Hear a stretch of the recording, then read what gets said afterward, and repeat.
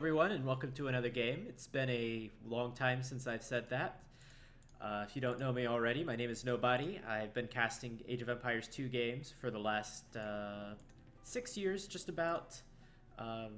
So I've been casting for a long time. I took a 10-month hiatus because I started medical school, which is quite a drain on my time. But recently I've been feeling like I've been able to handle the workload, even have a little bit of free time on the weekends. And as of last week, I started playing a little bit of Age of Empires 2 Definitive Edition, and it's been pretty good. As of the last 2 months, I've been paying attention more to the tournament scene, wanting to do a little bit of casts, so I finally got around to it, and here we are casting a game. This is Nicov versus RiuT. RiuT, just like me, I suppose this is a good theme for this game, has also taken a large hiatus and is now coming back to the community, playing some games, streaming a little bit in English and Portuguese.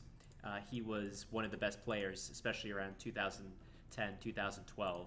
Really one of the best players in the game, up there with V-Viper and other great players. And I don't know if this is going to be a regular thing. I don't want to set up any expectations.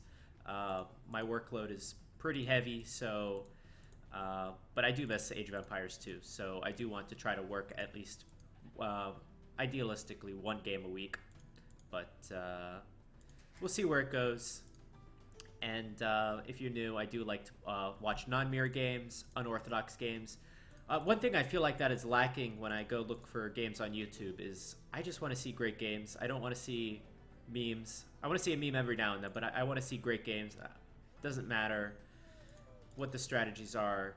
Just great games, great strategy. That's all that I need.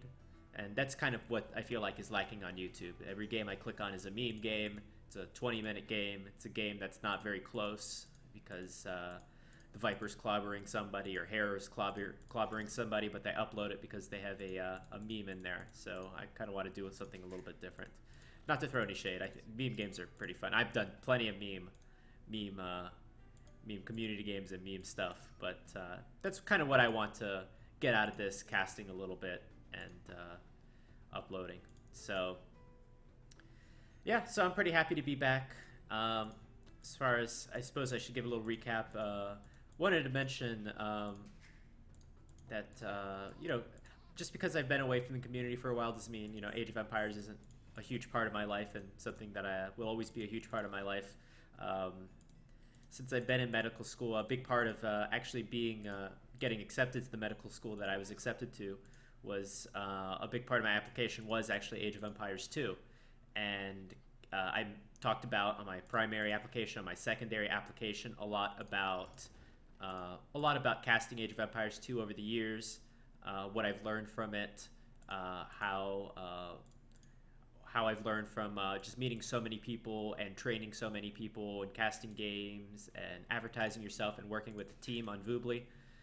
All of those things were big things that I talked about at my interview as well, that got me eventually accepted into a medical school, which is very difficult to do.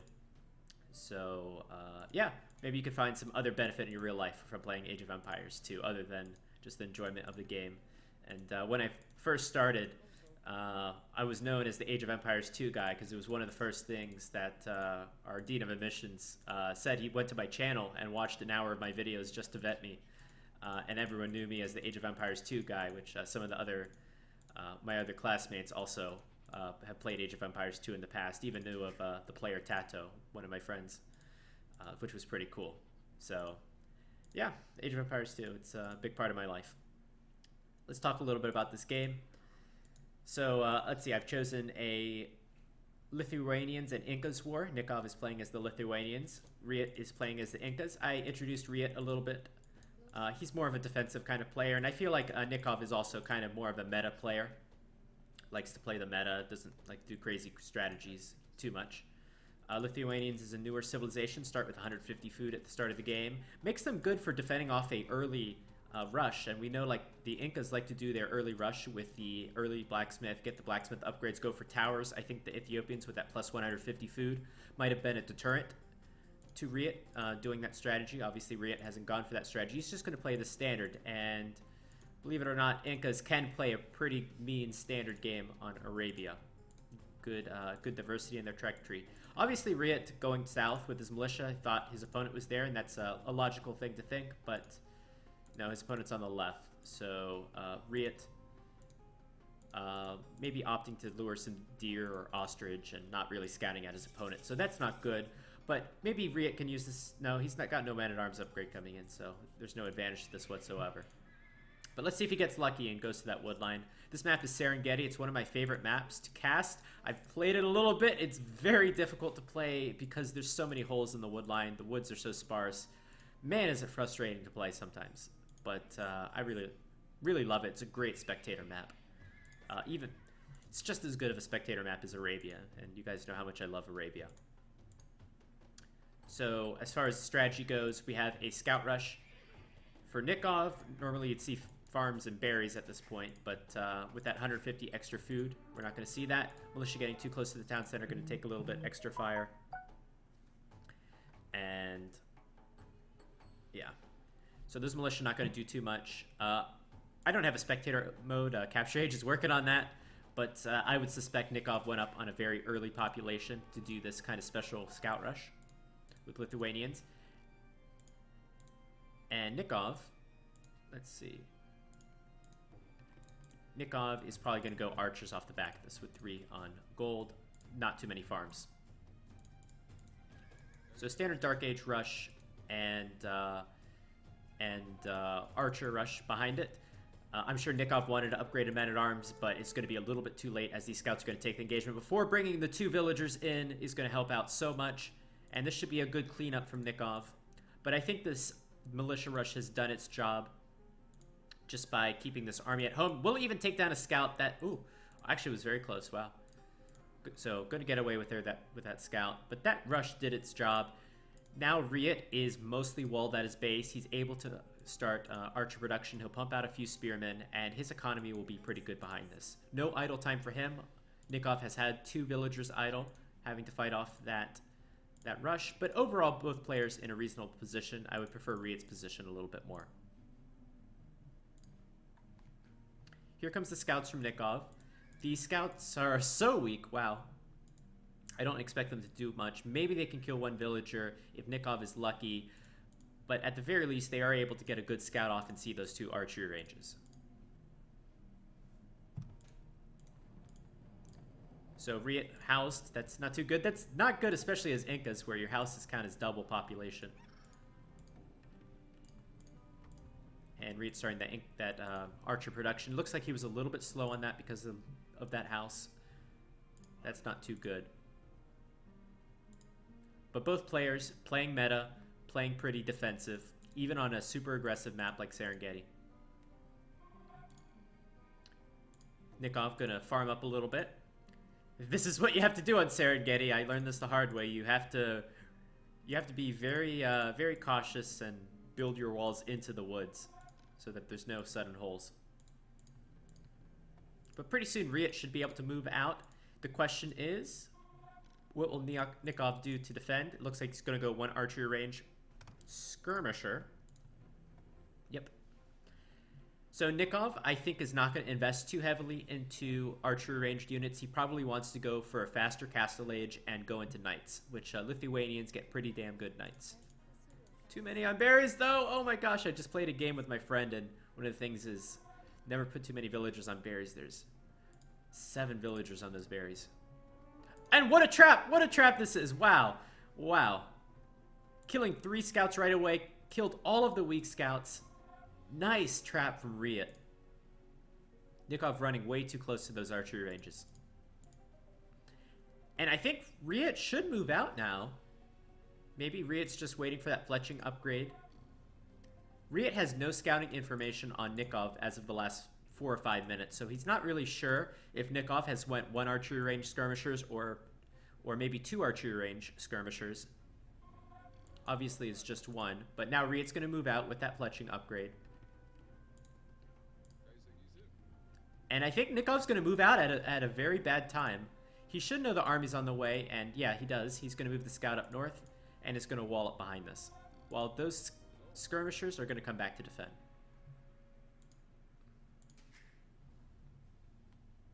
Nicov getting the wheelbarrow upgrade. going to help his food economy quite a bit. RiuT is going to break through these walls. It might take him a second, as most of those... there's quite a few skirmishers in that composition, and Nicov is going to come back. Nicov has the +1 armor, which is pretty important for skirmishers. And this could be a good fight for Nicov. Nicov has 9 skirmishers. There is a total of 4 skirmishers in this army composition. So this fight should favor Nicov. And with Nikov's scout, we'll be able to get out in front of this army composition. RiuT is in a lot of trouble. He could potentially lose this army. He's going to take this hill and try to take the best trade that he possibly can. But it looks like he's going to lose the majority of his army. As they try to retreat, RiuT's going to prepare a second wave, but I don't think there's any way he could save this army. Going to move back to the top of the map. Trying to work around this giant pile of stone.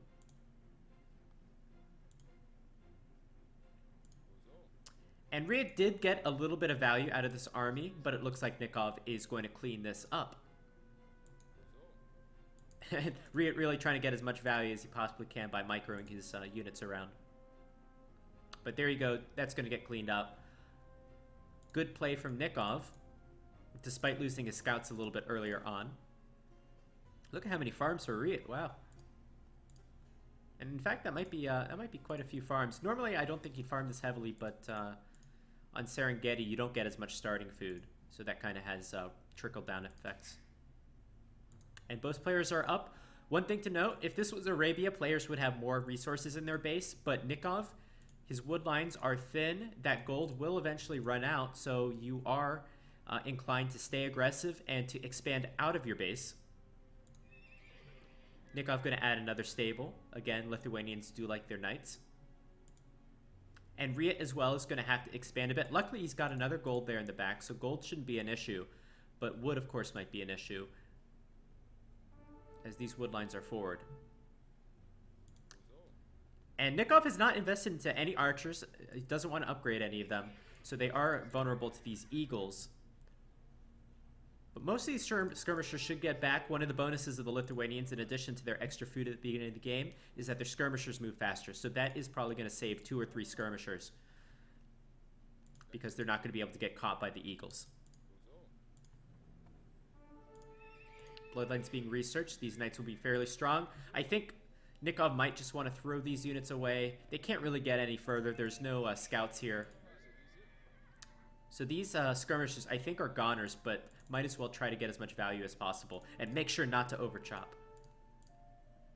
Yeah. There we go. Castle Age for Nicov. He's going to have about a minute and a half of an advantage over RiuT. And knights are going to come out right away. But so far, no additional town centers. Nicov as well, getting Bodkin Arrow. So he's going to try to save these skirmishers, which is interesting. He's only got 6 left. But maybe Nicov thinks skirmishers are going to be an important part of his composition a little bit later on. And with those knights and those upgrades, those eagles are going to want to get out of there. RiuT on 3 barracks, 2 archery ranges. Both players playing very aggressive. In fact, Nicov is not going to opt for another town center. He's going to opt for another mining camp there. And look at how many farms Nicov has. He's got 3 production buildings. RiuT having 5 production buildings. That's quite a lot for the stage of the game, and it just shows how players want to stay aggressive. This is not a map you want to play defensive on, with all of these resources all over the place.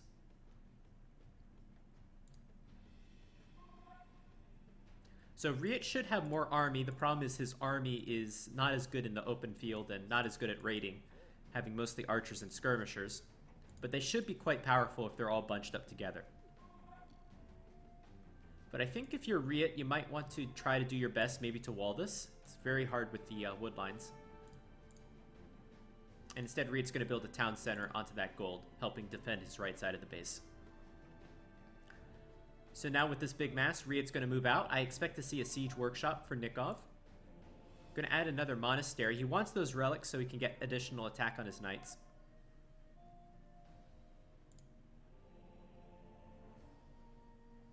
And right now the army value is pretty good.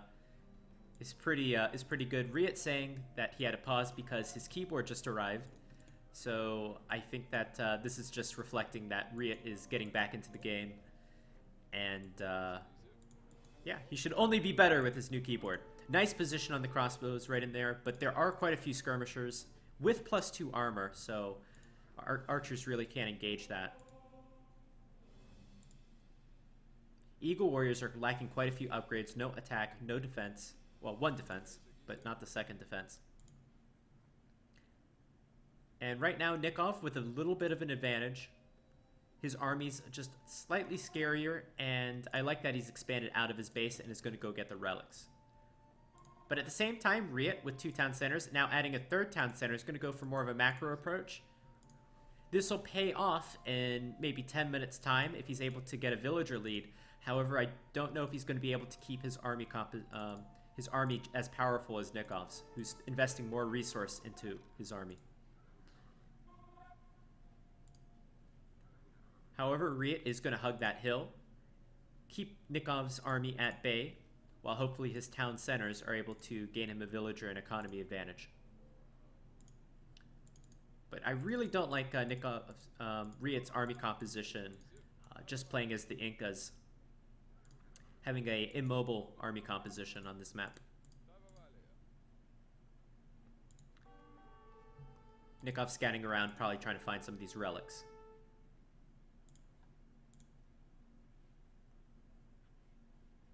And let's see. Oh, there you go, villager count. I haven't casted any games on D, so I'm gonna have to figure out some of these things. 5 villager lead for RiuT, that is a little bit significant. More army for RiuT, but again, Nikov's army's higher value. And that's a lot of knights. That's very scary if you're going to be caught out in the open. If you have these trees, you should be fine. But this can be a scary situation for RiuT. I think RiuT is not reading the game correctly if he's going to go out for an attack. And now he's going to move back. I think you have to stick next to those trees. Now these archers are out in the middle of nowhere. No trees to hug. Eagles are forced to engage, but this is going to be a pretty bad engagement. All those eagles are going to get absolutely shredded, and now these archers are out in the open all by themselves with no meat shield in front of them. Units coming from behind can't reinforce. I don't know what this villager was going to do. Maybe build a forward siege workshop, but that was just a poor read of the game from RiuT. RiuT had more town centers, invested more into economy, while Nicov, fully invested into military, had better military value, and therefore should win that fight every time. And now there's a lot of momentum going for Nicov. Nicov has the units that can do quite a bit of damage raiding. RiuT needs to defend for the time being. Going to add another barracks. Going to try to translate this 7 villager advantage into a military advantage, but it's too early for that. These town centers just went up. They have not paid for themselves yet. And now Nicov taking down the production buildings. Normally you'd expect him to raid, but taking down the production buildings can actually be quite good. Monk going to get a conversion that helps a lot. But this is going to be very difficult for RiuT to defend from. Needs to translate his economy into a military right now. And to do that, he's going to have to build more production buildings.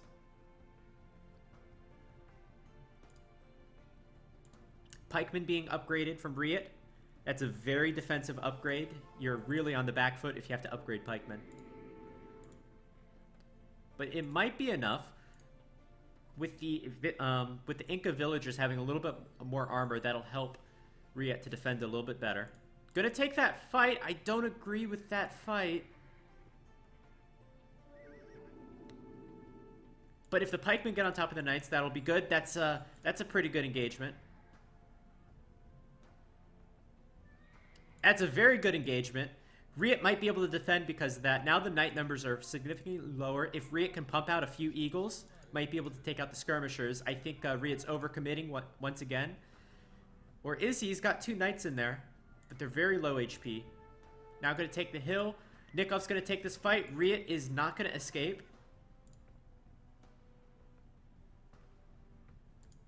So far, very even. It's very important for RiuT to keep these production buildings alive. And that villager's surviving all those shots because, of course, she's an Inca villager. Right now, it's only a 5-villager lead from RiuT, so his economy's really not that much better.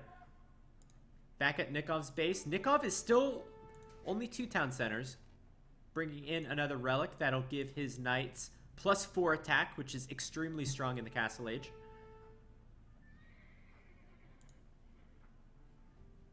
But there isn't that much army from RiuT. Certainly we haven't seen any raids from Nicov quite yet. No villagers have died. But RiuT needs to keep his foot on the gas. As far as military production goes. And is adding more farms. I think he needs to add more barracks. There is a problem for gold. There is no gold left on this gold mine. Oh my gosh. Where's RiuT's next gold? RiuT's next gold is right here, I think. RiuT's got a real problem for gold. Only 430 left. Without gold, he's not going to be able to make Eagle Warriors or Monks. That means his whole army is going to have to consist of pikemen, which are vulnerable to the skirmishers. And these skirmishers, being faster, are able to run away from the Eagles. But if these Eagles can kill some of these skirmishers, that would make the pikemen so much more effective. Imperial Age being researched from both players. I don't like this decision from either player. I don't understand it. I think if you're Nicov, you should just flood with knights and try to raid. We haven't seen any raiding at all. And then if you're RiuT, you need to build out your army composition. You need to build your army up quite a bit more because you're going to have to go out right now for some gold. And Nicov going to build a castle right on top of that gold, right in the middle of the map. RiuT's going to settle for some stone instead. Maybe RiuT can sell his stone for gold. But a ton of barracks for RiuT. The only thing that RiuT can make are pikemen. Aside from these few eagles he's got queued up. Unless there's a gold I'm not seeing. I don't think there is.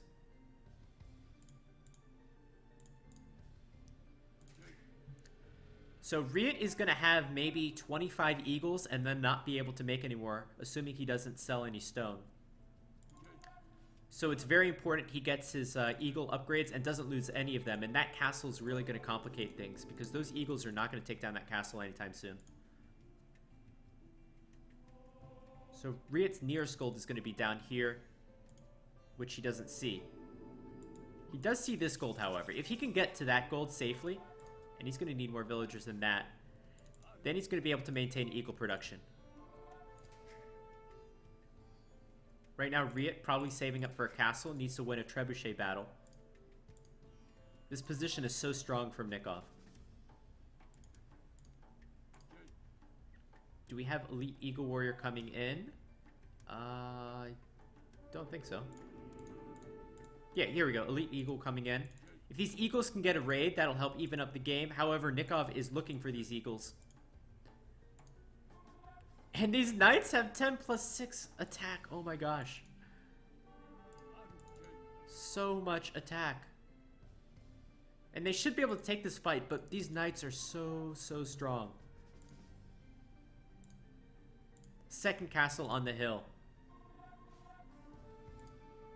And Nicov going to take that gold.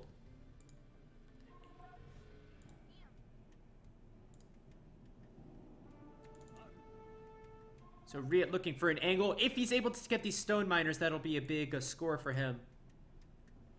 And indeed he is, and is going to be able to get into the base. I don't see any knights around. They're coming now. Eagles have the extra attack as well, so they should be able to take down the villagers quite quickly. Gates being thrown up, but a few more eagles are in. This is how RiuT can come back in the game. Has found that gold down at the bottom as well, which is so important for making more eagles. This is a monster raid coming in from RiuT. RiuT now 20 villagers in the lead. 30 idle villagers for Nicov.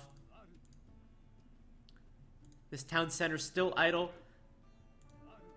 The problem is RiuT could also lose his eagles. Are there more eagles on the way? I don't see any more eagles on the way. This goes to that problem with all that, with not enough gold in the bank. So these were those 25 eagles that RiuT could make with his original gold. They did a lot of damage, but without any eagles to follow it up. Nicov is still alive, and he still has a pretty good position as far as map control goes. He's down 25 villagers, but at the same time is up 15 military, a military which is very strong.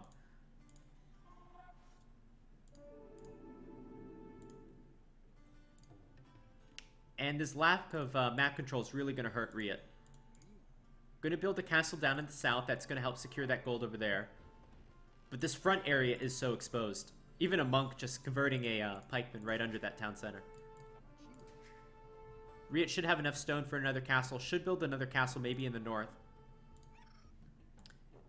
And that's going to be a good game. This army is just so strong from Nicov. These Lightus with, oh my god, 21 attack, 2 castles in the middle, lots of gold control for Nicov. The south was being attacked by a Lightus, so a lot of these villagers would have died. This north side was very exposed, and of course down the middle is still very exposed with no castles there.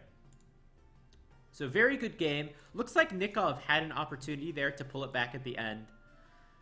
Sorry, RiuT had an opportunity there to pull it back at the end. Had a little bit of momentum there in the early feudal age, catching out those scouts. But overall, Nicov taking out all those archers and all those eagles was the play of the game. And as well, Nicov taking out the archers earlier on. So better army control from Nicov, taking control over the map, and really good game from Nicov. But RiuT is playing at a very high level, and he hasn't practiced that much over the last year. So it's very promising to see RiuT play at such a high level, going toe-to-toe with Nicov, even though he hasn't played that much. So I'm looking forward to seeing more RiuT, seeing more of RiuT with his new keyboard, and learning all the new hotkeys for Definitive Edition. A lot of exciting things to see from him. I hope you enjoyed this cast. I should at least be uploading another video sometime soon. I will be uploading on Sundays. If I'm going to upload a video, Sundays at 8 a.m.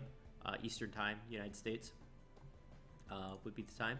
And I hope you enjoyed this cast. If you did, please leave a comment, like, and subscribe, and all that good stuff. And I'll see you in the next one.